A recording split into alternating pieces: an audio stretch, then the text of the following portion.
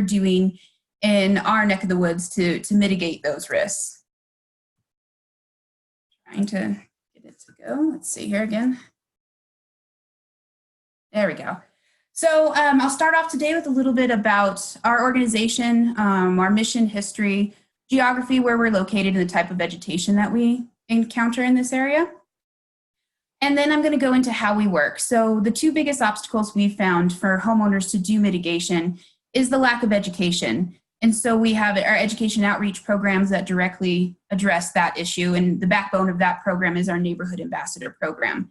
And second obstacle is the lack of funding, because it can be cost prohibitive for some people to do mitigation on their property. So we have mitigation incentive programs that help to offset those costs for homeowners. And then I'll go into a little bit about our partners. We have quite a few partners in this area. We work together all across the San Juan National Forest, so I'll go into that. And then I'll wrap up with pretty much a case study or a success story for Falls Creek Ranch, which is one of our neighborhood ambassadors neighborhoods. They've been involved for probably 15 years now. And they were able to see their hard work put to the test last summer during the 416 fire that burned north of Durango. And it was very good success that they were able to get from that mitigation. So I'll go over that, and then also share a video that the National Fire Protection Agency put together to let you hear from some of the local players as well in this story. So our mission as Wildfire Adapted Partnership is to inspire, educate, and enable individuals and communities to protect lives and property from wildfire. So we're really focused on the private lands, working with individual homeowners, but also communities. So we're looking more at a fire adapted community approach and keeping it from just individual parcels, but making it more of a landscape where we have protection or mitigate the risk of wildfire. And the whole organization kind of came about as a grassroots effort in 2003. This was the year after the Missionary Ridge Fire burned about 70,000 acres northeast of Durango, destroying 46 cabins and homes. And at that time, Durango Fire and the National Fire Protection Agency put on a seminar, I guess, for people who were interested. There were about 100 people who attended. And out of that group, the interested parties wanted to keep momentum going. So they created a fire council. It was known as Firewise of Southwest Colorado. And that was the name of our organization until last October. So if you see reference to Firewise of Southwest Colorado, it's one and the same with Wildfire Adapted Partnership. And we started off really small when we've had coordinators coming in. It wasn't right from the start either.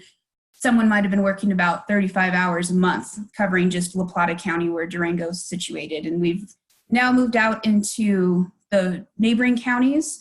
We have 5 employees for full-time equivalent, so not everyone works full-time, but we're still a relatively small organization and cover quite a big area. The counties that we cover are Archuleta, Dolores, La Plata, Montezuma, and San Juan counties, the southwest portion of the state in the Four Corners area. And across these 5 counties, we have a population of about 100,000 people, 1.4 million acres of private land. We also have a large second home population, people who might come for 2 weeks out of the year, maybe come for the summer. Then we also have absentee landowners where there's just a vacant lot that has not been developed and hasn't had any kind of mitigation done on it ever. And 90% of these residents live within the wildland-urban interface, or the WUI, which has the highest risk of wildfire. And that's who we're really working with to help mitigate that risk. Our elevation varies from about 6,000 to 14,000 feet. And with that variation in elevation, we get different vegetation. We have the ponderosa pine with Gamble oak. That's a majority of the area we work with. In La Plata County, Archuleta. When you get up into the higher elevation, that's when the mixed conifer comes in. We might see some aspen or fir. And then to the Montezuma County to the west and to the south part of La Plata County, we also get the pinyon juniper as well. So as I mentioned, the first way how we work is through our education, wildfire education and outreach.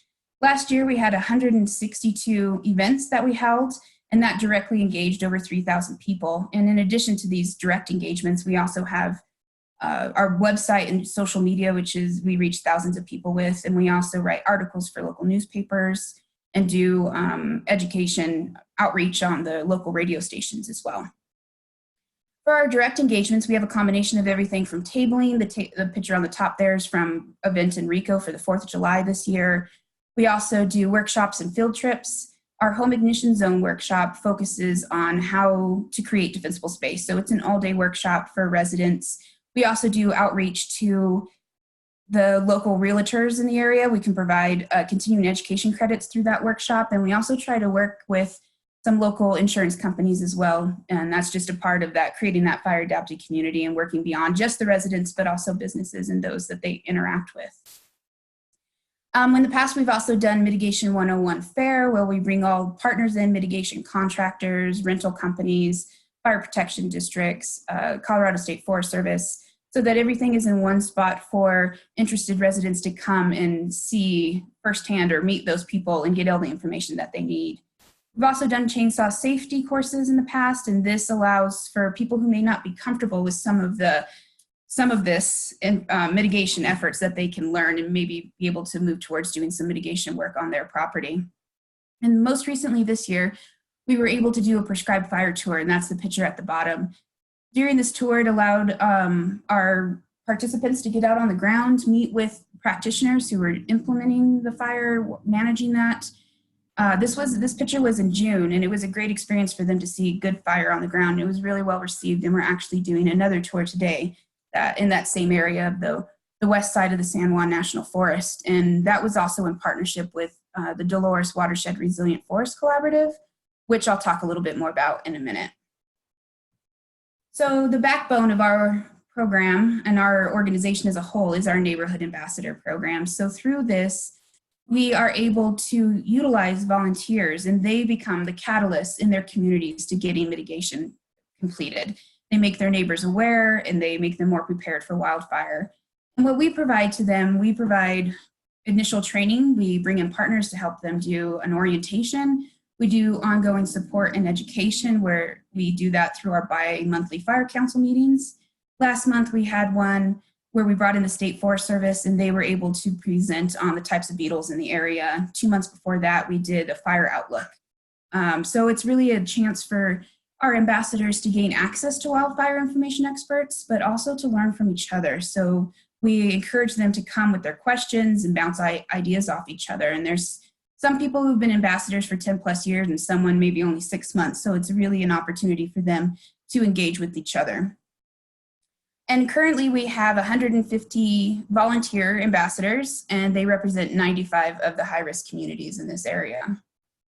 The achievements they've been able to accomplish are pretty incredible. So on average, they donate about 20,000 volunteer hours, which is an in-kind value of over $500,000. And this could be everything from attending meetings, doing trainings, doing education outreach activities within their community, but also mitigation. So working in their communities or their neighbors doing their own property or communal property on the land on their community as well. In total, we've had 5 ambassadors who've received National Wildfire Mitigation Awards since 2015. This is a pretty big number considering that they only give about 7 or 8 of those awards annually. We have 19 Firewise USA designated communities, and each year we have another 1 or 2 communities that are able to get that status. And through that, a lot of them are really achieving that status, and we help work with them to make sure that they have everything in order to get that. And then for Wildfire Prep Day, which is the first Saturday of May, we have a lot of communities that participate in those activities. And this year we had 20. Later, if you had some time to click on this link, it's a great story map that presents all of their work with some pictures and locations of those communities throughout the area. The top picture is from 2017, a community called Vista de Oro. And then the bottom here is from Enchanted Forest Estates this year. And they have a great team of 3 ambassadors, and they organized a good shipping and cleanup day. And it was so well received by the community, they decided to initiate the first Saturday of every month this summer as a work day. So they've been able to get a lot of work done. So as the other pronged approach of ours is mitigation incentive programs. And our first one through our site visit program is kind of a combination going into the incentive programs, but also education. This allows for a free site visit for anyone in the 5 counties who may be interested, and they can sign up, and one of our county coordinators will go out to the property, do a 60-minute assessment, Usually this looks at zones 1 and 2, which is 100 to 150 feet from the home, depending on the slope. And also along the driveway to allow for safe egress, and then also for first responders to be able to get onto the property and go up to the structure as well. And this assessment involves both home hardening, looking at what they can do to better protect their home, but also creating defensible space. So removing trees, taking out brush, limbing other trees. All of that would be put into an assessment that can go to the homeowner. They can decide if they want to do the work themselves, or we can, if they want to move forward with a mitigation contractor, we can reimburse up to 50% of the expenses depending on our available grant funding. And if they want to do that route, then we would provide them with a full scope of work. They work with the contractor directly. Then when it's done, we'll look at the property, make sure it's all done, and we can do the reimbursement. And this can be quite substantial. If a property is going to be $3,000, $1,500 will definitely be a make or break point for a lot of people if they decide that they want to move forward with mitigating their property.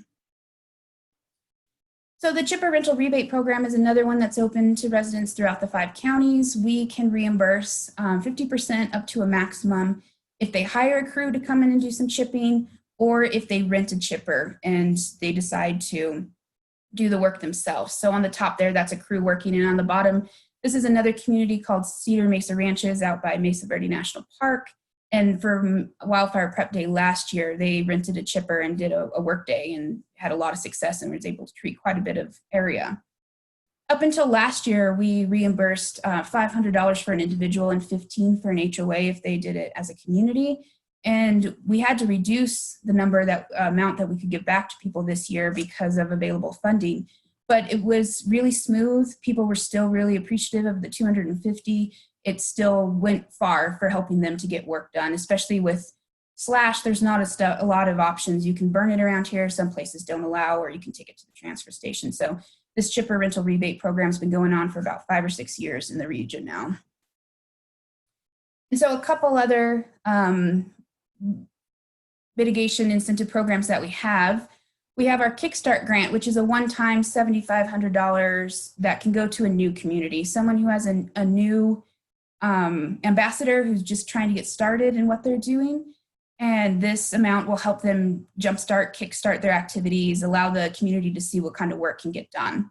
Our mini grants are really made for communities that may not have an HOA or a set governance system. So if they just need a little bit of money to hold an education event, just to get people aware of wildfire risk, here's some information, here's what Wildfire Adapted can do for you. We also people have used it to buy reflective address signs that they can put up in front of their house, especially in rural areas. It's very important to have those for first responders. And then we've also had some people create mailings to their neighbors, especially absentee landowners who may not be there all the time, just to remind them that their properties are made up of a part of the community, and they reflect other people's mitigation or wildfire risk and the need to do mitigation. So this slide, it really shows the difference that we had from 2017 to 18. So 2017 was the first year for our cost share program. It was pretty average precip wise, and you can just see the numbers. We were able to reach a lot of people. The chipper rebate was definitely well established. But late 2017 and then winter of 2018, we had very dry times, no snow in the mountains. People were pretty worried. We were in an extreme drought situation. So we opened our website for signups on April 1st, and we're just inundated with the amount of people who were interested in completing projects. And it was so much, and our capacity was well beyond what we could do. So we had to actually close up the signups for the month of June, which the 416 fire started June 1st. So you can just see the drought conditions and also smoke in the air of what the response we got. And it probably would have been a lot higher had we been able to leave that open for the entire month of June.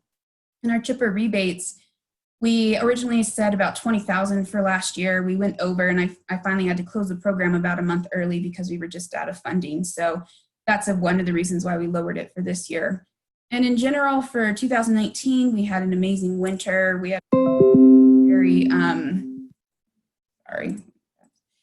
a very wet winter, and with regard to that, really made people not as, I guess they're not as interested in signing up. We've seen the numbers that are much closer to 2017 this year. And with that, we're still open for a couple more months, but we're actually under what we're seeing for 2017. And just the need that we try to get across to people is that mitigation has to happen, you know, every year. It's not just something that you can think about when it's in drought conditions. So for our partners, we'll work together on this. And maybe Megan, you could launch that second poll right now, and we'll talk about that on the next one. So for our partners, we have a lot that local partners. Folks can move, you can drag that poll off your screen, so it doesn't have to be in the middle of the screen. So anybody, yeah, I just wanted people knew they can move it. So our federal partners, we have the San Juan National Forest here, and so we have the Forest Service and BLM, our federal partners, and the Colorado State Forest Service, and all three of these are really the experts that we like to connect our ambassadors to. So they're involved in our initial training of our ambassadors. They attend and present at our fire council meetings, and we really look to them for that expertise that we can connect them to these communities. They also help with some funding, and we also have some funding from local level counties and cities. We work with the fire protection districts, and we also have a good relationship with local mitigation contractors. Through this, we try to meet with them at least once a year, usually at the beginning before we launch into our programs, and that really helps them to understand what we have available, what they can use to help their customers. Is just a really good benefit for both of us. And then through our regional collaborative groups, we were able to work with all of these types of partners. So the San Juan Headwaters Forest Health Partnership is out of Pagosa Springs on the east side of the San Juan National Forest, and the Dolores Watershed Resilient Forest Collaborative is on the west side. And they have monthly meetings where we all get together and we're all in the same room, so we can learn what's going on the federal public lands. We can update people on what we're doing on the private, and really look for opportunities where we can work together. If we can go after funding, if we can find locations that make sense to do some cross-boundary work also. So those collaborative groups all along the San Juan National Forest have been very important. And the Columbine District, which is in the middle, is getting a collaborative up and running now. Okay, do you want to go ahead and? Sure thing, go ahead. I'm ending. This thing doesn't like to. And here's the results. It looks like a fair amount of folks were not aware of your organization. So that's actually great that you're here today and educating them. And yeah, that's great. And I think it's really interesting because there are a lot of organizations place-based around the state of Colorado and throughout the country that are doing fire adapted communities work. So hopefully through this presentation of being aware of them, you can go check out Fire Adapted Colorado is our statewide network, and Fire Adapted Communities Learning Network is the national one, and they have member directories. So if you're interested in finding out another organization that might be doing something similar, you can look through there and hopefully find out some good information. Sorry, every time I click that other window, it won't let me advance it. Try it again.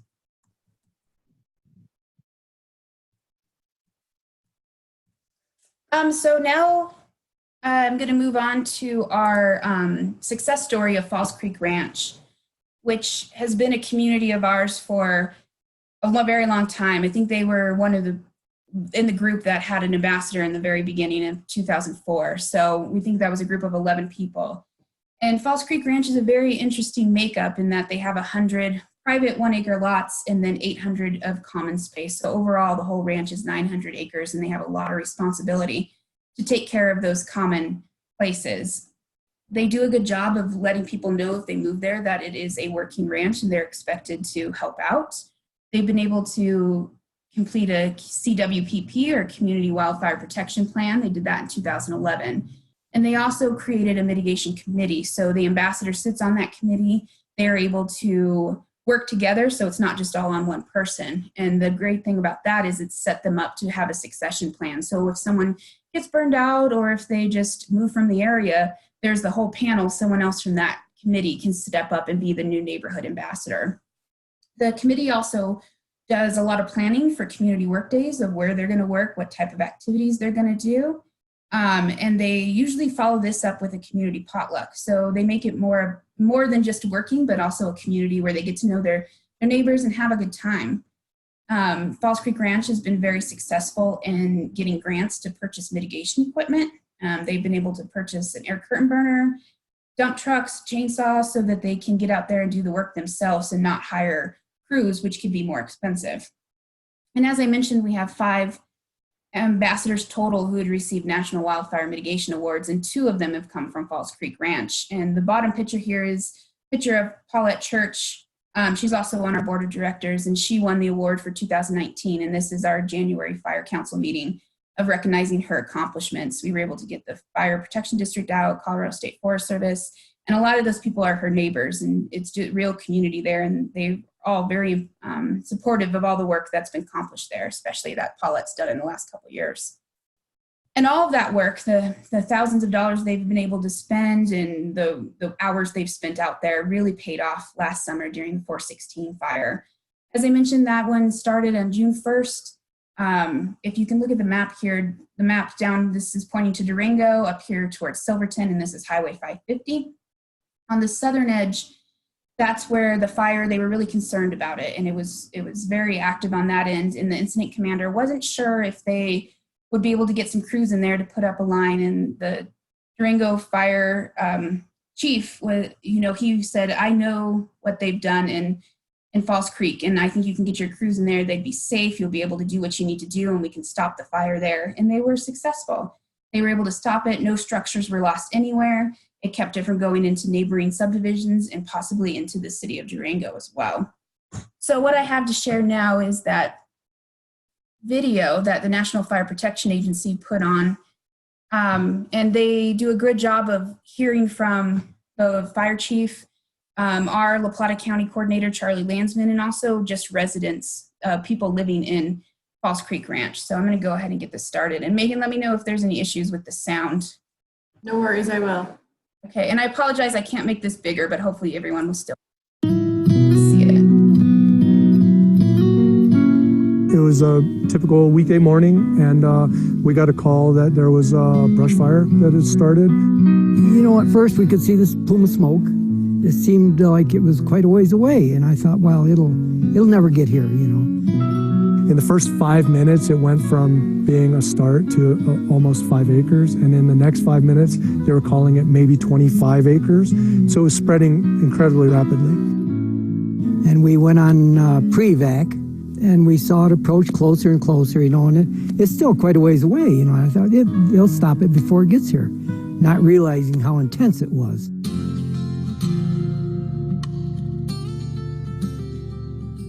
And I said to him, Falls Creek is an area that we can stop this fire at. The reason is that they've spent hundreds of thousands of dollars, and it's well mitigated, and it's a fire-wise community, and we have the ability to slow this thing down and stop it at Falls Creek. I believe that we can save that neighborhood. They started basing their actions on the contingency that, hey, when the fire gets to Falls Creek, that's where it's going to turn the corner. This neighborhood has committed for the last 10 plus years to reducing their wildfire risk, and they've really taken ownership of the fact that they live in an area that's prone to wildfires. They've decided that they're going to take responsibility for their land and reducing that wildfire risk to give these firefighters a chance when they come into this community. In the back of my mind, I thought these guys are going to save this place. The area where we turned it westward and we stopped it from coming into the community of Durango, this was the pivotal neighborhood. This was the fight that won the war. We helped them save it. And that was a big compliment to us to hear them, firemen, professionals, say, you did a good job here. That made us feel really good. And it's not just us, it's the whole ranch. There's no guarantees in this line of work, but what they can do is they can stack the deck in their favor. And this community has accepted that, and in this situation, they really saw the effectiveness of how that work it really improves the odds when it comes to major wildfire moving through. I think any homeowner's responsibility living in a forest like we do is help these firemen protect your home. Fire, you don't know if one's going to happen today or tomorrow or when. You know, you can be in denial, but it's, you know, it's a possibility. You have to accept that responsibility. You love the forest, but you're going to have to clear around your home if you want to keep your home.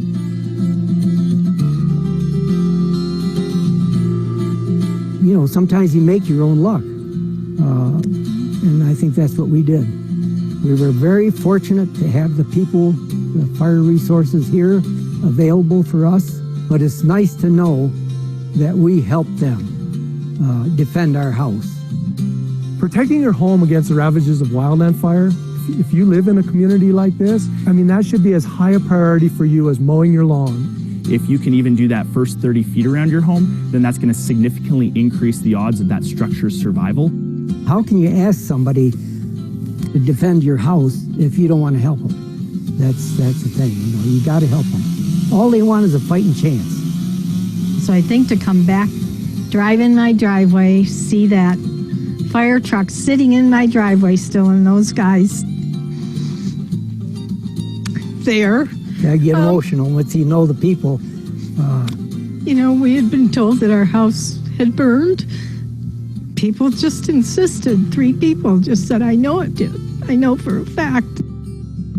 So to drive in here and find those firefighters standing here greeting us, I'll just never forget them ever. I hope that I get to see them and visit with them again.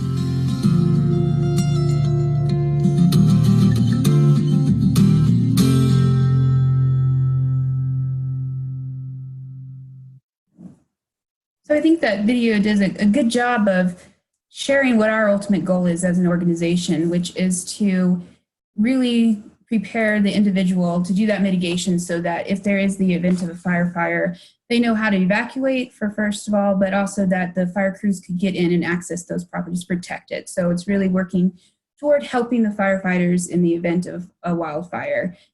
So that's all for my presentation. Here's my contact information. Feel free to reach out to me, visit our website. We have a lot of resources on there. And I think we'll have some more time at the end after Lauren presents to do some questions. But even after the fact, feel free to reach out to me. I'd love to hear from any of you. Thank you so much for your time. Thanks, Ashley. Now we're going to hear from Lauren, who's just pulling up her presentation. I can tell why you wanted to show that video. That's really moving. And Lauren was commenting in the chat window with me that the talk she's going to give now is about a survey she did, but she actually visited one of those houses and dropped off a survey to one of them. So small world. All right, thanks, Megan. How does everything look on my screen? Good. Your video is not on though. Do you want me to turn your video on? It's up to you. Can you see my presentation? I can see your presentation, yes. Okay, that's fine if you just want to leave it as it is. Okay. Okay, so as Megan said, I am going to talk to you briefly about a survey that I did last November, just a few months after the 416 fire had ended. This is part of my dissertation work at Utah State. And so this project, one of the goals was to understand how the 416 fire changed the way that people are perceiving risk and choosing to mitigate their properties. So it kind of goes along well with the overview that Ashley gave of the WAP, and hopefully will build on the work that they have done into the future. So just a quick overview. I'll give you a background in the purpose of this study, talk quickly about the overarching question that we wanted to answer, tell you how we answered that question through our methods, and then go through a few of the results that we found, specifically looking at how perceptions of risk and mitigation changed before and after the fire, and then talk specifically about what factors we found that influenced mitigation the most, and then make some general connections to Ashley's presentation with the WAP. Something that I have to quickly say before I forget is that these are just a small portion of our results. So if you're interested, at the very end, this study was published in a technical report, and I will show you that at the end if you're interested in finding the total package of methods and results. And then I'll quickly wrap up with a discussion, and then I believe at that point we will turn it over to Megan and she can field some of your questions. Hey, Lauren. Yeah. If you really don't want to turn your video on, I understand, but I feel like it really enhances. Oh, sorry. When you said video, I thought you meant you couldn't see my screen. Okay. No, I can't see your face. There we go. Everybody wants to know what you look like. I feel like You see my face now? yes, there we go. Thank you. Okay, good. Sorry about that.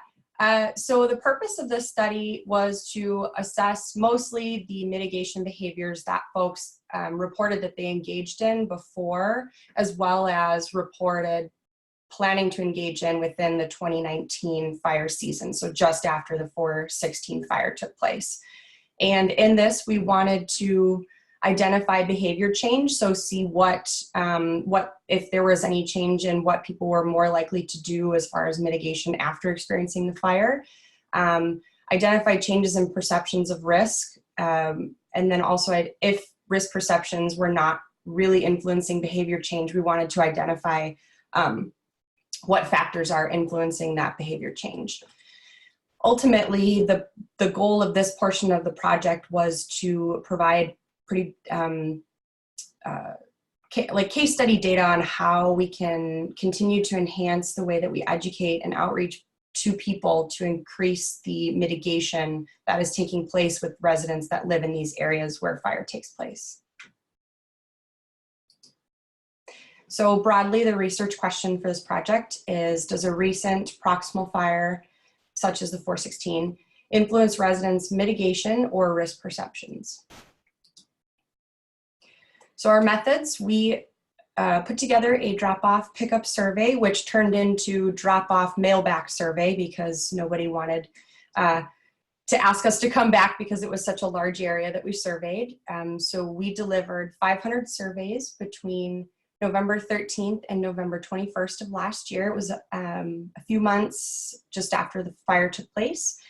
We purposely targeted full-time residents because we really wanted to understand the opinions and the beliefs and the perceptions of people who were living there full-time and who had experienced the fire rather than folks who maybe weren't there when the fire took place.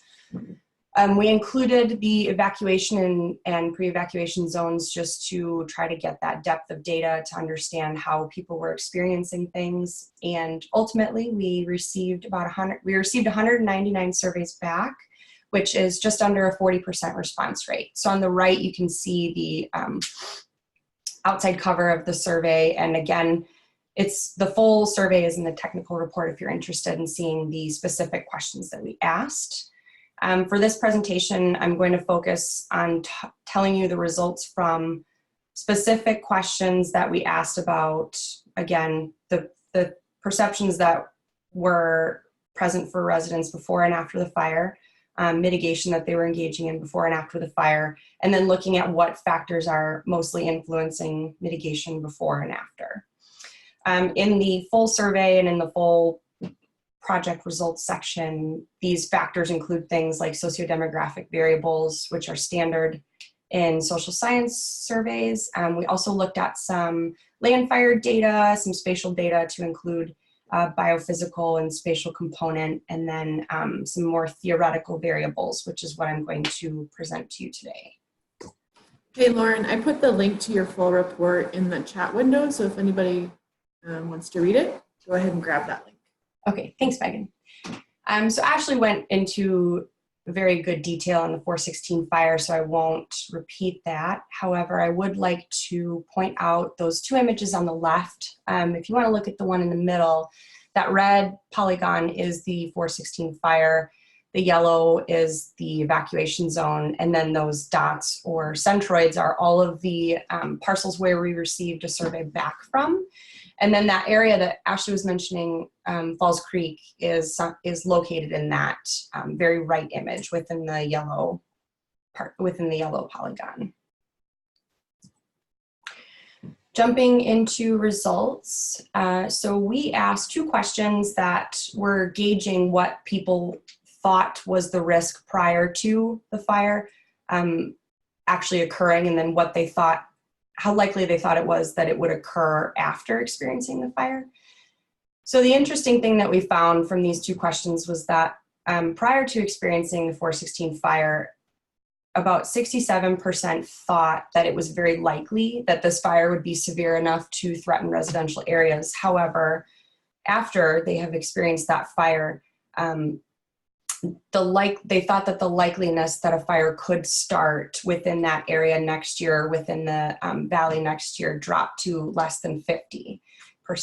And then again, we asked those questions and saw that there was also an increase in the uncertainty of whether or not a fire could occur after experiencing the 416 fire. So what we found here that was important is there is a lessened risk perception or a dampening of risk perceptions that people are experiencing after experiencing the fire, and there is an increase in uncertainty. So partially why we wanted to understand this was in the human dimensions of wildfire research and literature, there is kind of this inconsistency in findings where risk perceptions lead to mitigation behaviors in some studies, but they don't in others. So we wanted to measure before and after what is the risk perception like. So let's take a look at what we found for mitigation. So interestingly, even though we had a decrease in the perceived risk before and after the fire, we had a significant change in all of the reported mitigation behaviors across our residents. So as you will notice, we asked residents to indicate whether or not they engaged in a series of 9 behaviors. The first 3 are related more to personal protection measures, so signing up for emergency texts or alerts, preparing for evacuations, those kinds of things. And then the bottom 6 we pulled from the Colorado State Forest Service Wildfire Risk Assessment tool. We cross-referenced it with the National Fire Protection Association and FEMA to get kind of a condensed version of some of the important actions that people could take. So in this slide, what you see is that we had a significant increase or a significant change in behavior from what people had done prior to the 416 fire, and after experiencing it, what they were planning to do within the 2019 fire season. So despite the fact that people were perceiving less risk into the future and were unsure about the likeliness that a fire could start in the valley, they were still engaging in more mitigation within the next upcoming year. So this slide, to wrap up the results from our tests, we ran a series of binary logistic regressions, and essentially what we wanted to do was we took all of the variables that we were interested in. As I mentioned earlier, that includes things such as sociodemographics and land fire variables that talk about or that describe their parcels. We wanted to understand what was the most consistent predictor of engaging in these mitigation actions. And what we found was for pre and post fire, the most consistent variable that influenced their pre and post fire mitigation was response efficacy.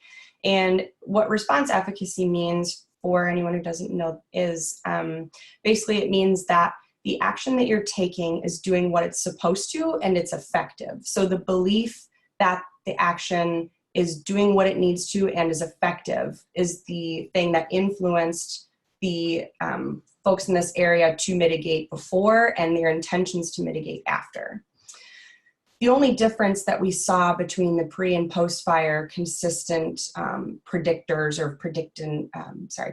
or influencing variables is that looking into the future, another variable that was significant and consistent was self-efficacy. So this is the belief in an individual's ability to actually take on and carry out this action. So it makes sense when we look at pre-fire response efficacy influenced those 3 personal preparedness measures. So it makes sense if we don't think that those things work, we're not going to do it. Jumping to post-fire, when we look at the self-efficacy, it makes sense also that if folks don't think that they're able to screen in an attic roof or foundation vent or thin or prune trees, they're not likely to do it.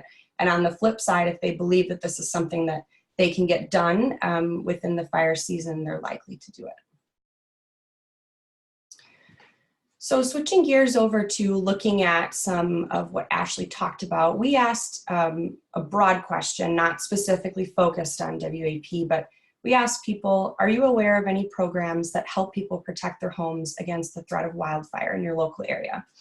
40% of the people that responded to the survey were aware. And a reminder, this was done in 2018 when Ashley mentioned that demand exceeded resources and that they had to actually close the doors early. So it's reassuring that, you know, nearly 50% had heard of these programs. We also asked if anyone had participated in these programs within the last year, and approximately 20% had in the year prior. So what I found interesting about this is that looking at programs that, like what the WAP does, it seems like we have a good amount of awareness, and within the resources and capabilities of what they do, it seems like we have also a good level of participation. So I was really happy to see that. So to recap what we found in this study, risk perceptions decreased while uncertainty increased with experiencing the 416 fire. Our self-reported mitigation actions before and after the fire increased significantly, so people are doing more after experiencing this fire. And response efficacy, or the belief that the action you're taking is doing what it needs to and effectively doing so, is a consistent, significant predictor of mitigation for wildfire. And finally, 40% of people are aware of programs such as WAP in this area, and about 20% participated. So what does this mean? After experiencing a fire, people think that there's less risk in the future, but at the same time are unsure of the likeliness of a fire occurring. However, despite this, people are still engaging in more mitigation actions after experiencing a fire at a significant level. So our project supports the notion that perceiving risk does not necessarily mean more mitigation, and tapping into the response efficacy of individual or groups of mitigation actions should increase participation based on the regression results from this study.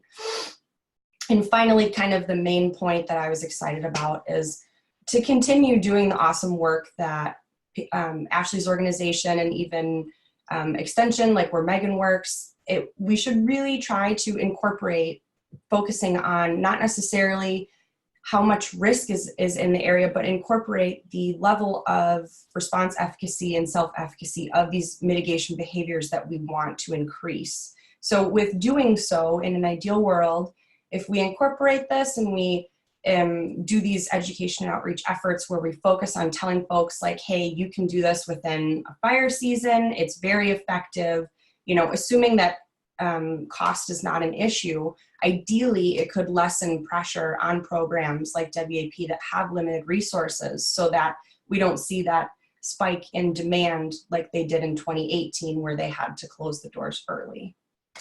And with that, I would like to quickly thank my funding sources. So my advisor, Jordan Smith at Utah State, and the UC Boulder Natural Hazards Center Rapid Response Grant both thought that this project was worthwhile, and I really appreciate that. I also had 2 research assistants, one with the Forest Service and one with NOAA Labs. And thank you, Megan and Ashley, for putting this together. It has been really interesting to kind of cross over into looking at how these are applicable to more of the management and outreach side rather than the more academic side that I'm used to doing. And then Megan threw up the link for the technical report if you're interested. I can also put my contact information in there if anyone has any specific questions. So with that, I will turn it over to Megan.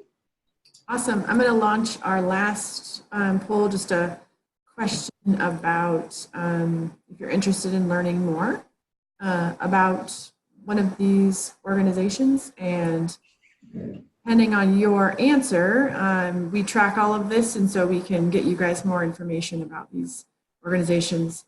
So right now we're going to tackle some of the questions, and everybody's unmuted. So the first question is for you, Ashley. I don't know if you saw it in there, but if you go ahead and pull up the Q&A window, there was a liability question. So I assume you have a liability release, but they were asking. Yeah, we do. And we really tried to, so the last chainsaw safety course was before my time. I've been here almost 2 years now, but we've really tried to work with some of the communities too, because a lot of the residents may be retired firefighters, people who have that certification. So yes, we do have liability to work with our volunteers. Awesome. Porfirio asks, what beyond acres, what type of metrics are you capturing, or do you suggest that folks capture to demonstrate effective wildfire mitigation? Yeah, I think for us, definitely acres is the one that we report for a lot of grants. But when we look at number of homes protected or the population, that is also stuff that's very important to us, or community served. I think all of those beyond just acres, but the people we reach and the homes protected and the number of people in a community who may be protected because of some mitigation. So Trevor has a longer question here. So Joe, I don't know how you say these names, Negus, Michael Bennett, and a number of folks in the Polis cabinet. I guess you're from Colorado, so you know these people, local legislators. They would want to hear about this work. So they're suggesting, if you haven't already reached out, go for it. And currently redoing the Forest Action Plan for 2020. You mentioned running out of resources in 2018. What sort of things would you need to scale something like this up? So maybe Trevor is plugged in. Yeah, so for us, it's definitely the funding.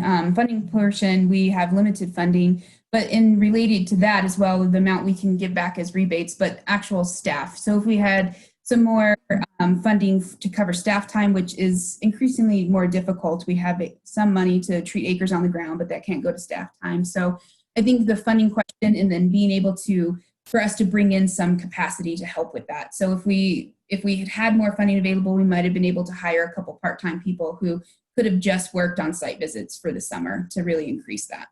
How many people does your organization support? Well, the population, so it's 100,000 for the area. No, I mean, how many people work for WAP? Oh, so we have 5 people, but not everyone is full-time. So Wow. County coordinators, Archuleta, and then we have two that cover 2 counties each. And then I'm in the office, and then we have a part-time admin coordinator. So we're still very small. Wow. Somebody had a question about nesting season. So summer is nesting season in much of Colorado. Do you worry about this drastic increase in habitat reduction during the nesting season, potentially negatively impacting nesting birds? Can you discourage early summer vegetation clearance to avoid prime nesting season? Songbird populations are declining all across the country. Interested in raising awareness about that. Yeah, so I think this is kind of similar to another, well, it's a bit different, but we have concerns about beetles and when they fly in the summer here as well. And for us, we're really focused on, defensible space. So we're looking at 100 feet from the home, where maybe it just ends up being 1 acre of a 5-acre property. So with that regard, we're really looking at clearing out the brush, limbing trees, so we don't have to take out all the trees within that 100-acre or 100-foot parcel. But I think that really overall helps with the wildfire mitigation, but makes the trees healthier. So in the end, I think it might help with making the forest a better habitat. But it is something that we've struggled with because we just have a limited time period in this area of doing mitigation, June, maybe September, before snow comes in October sometimes. So when we have those, we're really focused on trying to get that work done within that very small area around the house. Some of you noticed I just launched our evaluation poll, so if you wouldn't mind taking that quick, that would be awesome. So John Walker asked, approximately what percentage of your WUI households have implemented ignition zone protective measures? That's a great question, and I don't think that I can answer that one. I think that's something to definitely look at, and I'm not even quite sure what the population is of our ambassador communities, but I think it's something that we should look into so we have that number. But within our ambassador communities, we have a very high percentage of people who have taken some efforts and done some defensible space work.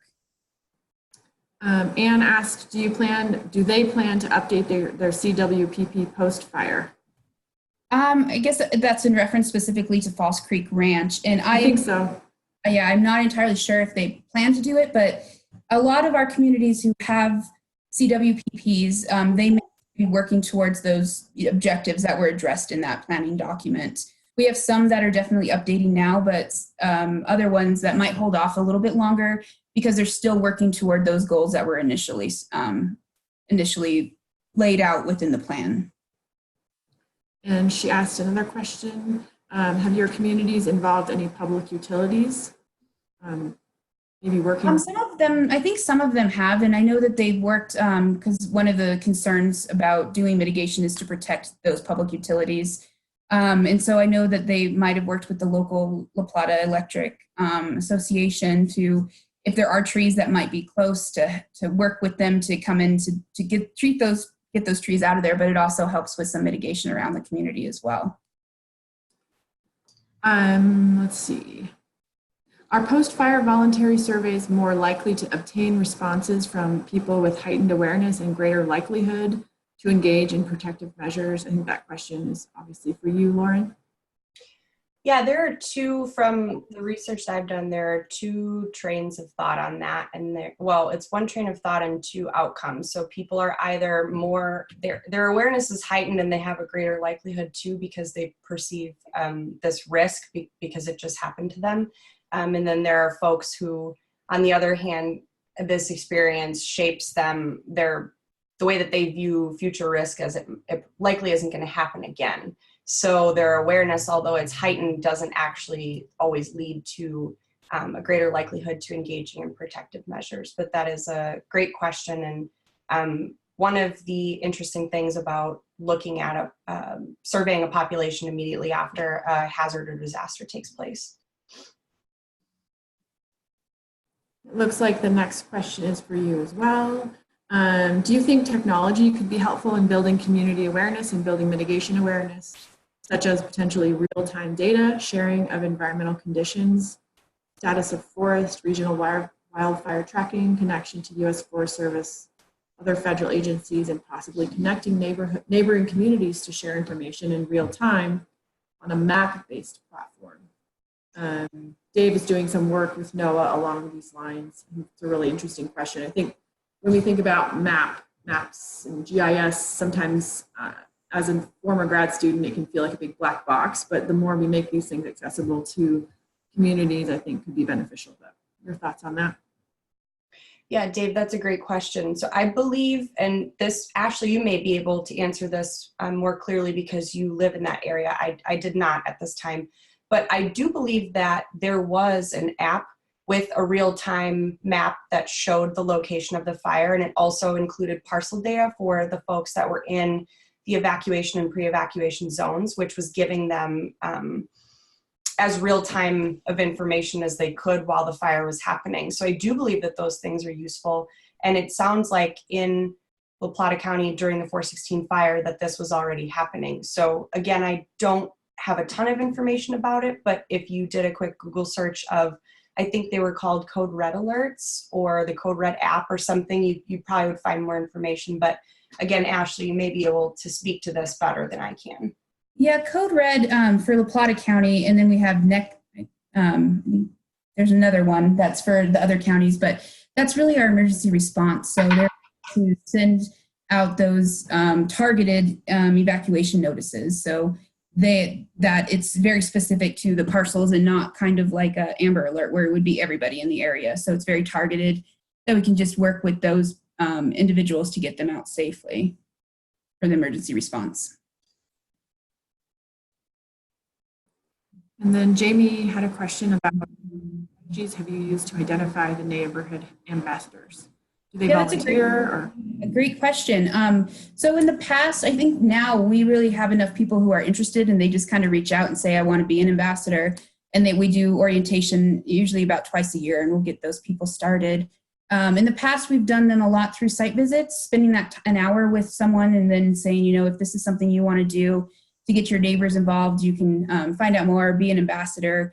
The interest is there. And then I think for some of them, they're just the succession. So they might come from a community who's had someone, and then there's just the next man up to come in and do it. So we've just really reached out to people through our education and outreach to find those people who might be interested. Thanks. Just a reminder to please take the survey. We have about 50 people that have still not taken the evaluation survey. I really appreciate your input. Lauren, how did you address non-response bias in the survey? For those of you that don't know what that is, for example, people who care about the fire and are engaged in mitigation they may probably be more likely to respond to the survey. Yeah, that's a great question and definitely important for a study like this. So what we did was fortunately, because we had things go through the mail, we had a record of when everyone sent their survey back in. So one of the common ways, which is what we used to test for non-response bias, was to look at what are called the early or normal response time surveys, and then compare those to the late respondents. So what that does is it shows a comparison of the answers that people provide who were adamant on filling the survey out and, like you said, more likely to do these types of things versus the people who waited until the end, which is shown to reflect the people who would have not responded to the survey. And then Helen has a good question. How do you help someone that has done all the work but their neighbors have not? Yeah, it is a struggle. It is definitely something, and that's why we're really trying to focus on that, those ambassadors in a community-wide. So of course there's going to be the neighbor who doesn't want to do any work. And we've had examples in the past where they might be set against it, don't want to hear anything about it. But as work goes on, it's really a long game. So we're looking at 2 to 3 years down the line. Some person who may not want work done because they don't want to cut any trees and they think you're going to have to clear cut it. Then they see someone who's mitigated their property, use that as an example, and they say, wow, it looks really nice. You actually have more wildlife in here when you get rid of some of the oak. So I think it's really just a long-term approach to that. And it's going to be better for someone in the community to approach that person rather than it coming from us or another agency saying you need to mitigate your property. If you're the neighbor and you say, hey, I spent all this money, I did work here, it would really help if you did yours, and we can really create a better environment that's mitigated against wildfire. So it's just a little by little of education and then examples of mitigation completed. Amy has a question specifically about Utah, since none of us are actually in Utah right now.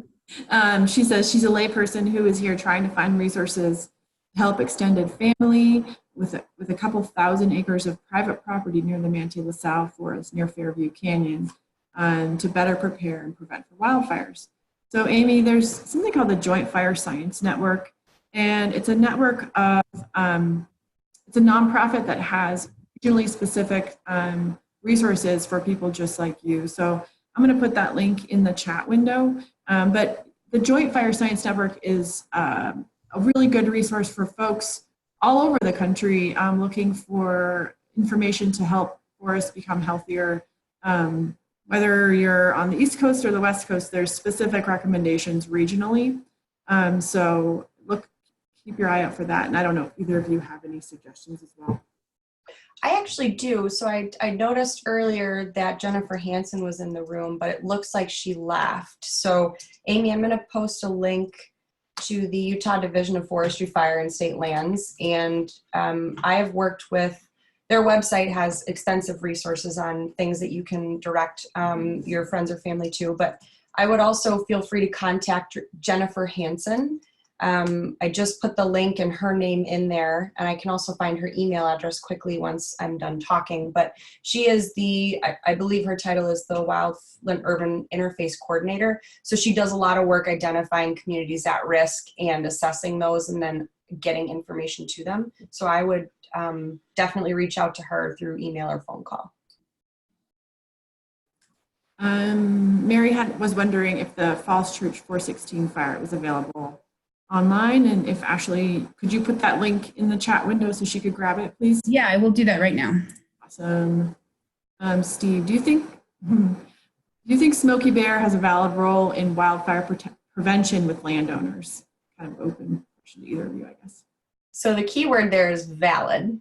I have strong opinions on Smokey the Bear and his validity in wildfire prevention, which I won't go into, but there is an interesting article. I think it may have just been a presentation from some university somewhere that I watched in one of my wildfire behavior classes, where it goes through the years of Smokey's ad and what it says and how it has changed and what the message means and how the message has changed. So I'm not here to give my opinion, but I think if you look at the way the message has changed and what it's attempting to do and compare those two, it'll give you some answers about the validity of his role. Yeah, I think from our perspective, it's interesting because we do some outreach in schools and we have some free Smokey stuff, and that'll definitely bring the kids over. So I think in that perspective, it is well known, and it's a talking point for a lot of what we do of the messaging and just his role of bringing in the kids who then bring in the parents. It's a way to approach them. Just, Linda had another question, but just a side note, I can't believe I forgot to mention this. Utah just formed a prescribed fire council. So Jennifer is the head of that. And so I'm going to put the link to the information on our website, and you can learn a little bit about what is the prescribed fire council, what do they do. You can sort of learn about how to do prescribed fire on your land and get support for that. So the link I just put in there, grab it, and you can learn more about prescribed fire council. Somebody wanted Lauren and Ashley's email addresses. Those are in the chat window. And one final question, is there a percentage of residents or landowners that object in any way because they want to have vegetation close and nearby their structures? If so, is there an anticipated planned response to help change their thinking? Yeah, I think that definitely, I don't have a percentage of how many people who don't do it. But I think that just goes back to our approach on a neighborhood level and trying to have representatives from the community going out and reaching to them. And so we just continue to provide that information, answer questions, connect them to experts who may be able to come out, someone than us as well, someone from the Forest Service or the State Forest Service to continue. If there's questions, we know we can't change everybody's mind, but we have been able to see a lot of differences. Just keep going and people can see what's being done on the ground. And I just want to mention that it looks like Paulette Church from Falls Creek, that they are currently going to update their CWPP this year. So that answers the question previously mentioned. Awesome. Well, thank you so much, everybody, for joining us today. Thank you, Ashley. Thank you, Lauren, for tuning in and providing this really useful information. And I hope everybody has a wonderful day, and stay tuned. This webinar was recorded and it will be available on our website in a day or so. So you can watch it and figure everything out for your communities. Thank you so much, everybody. Thank you. Thank you.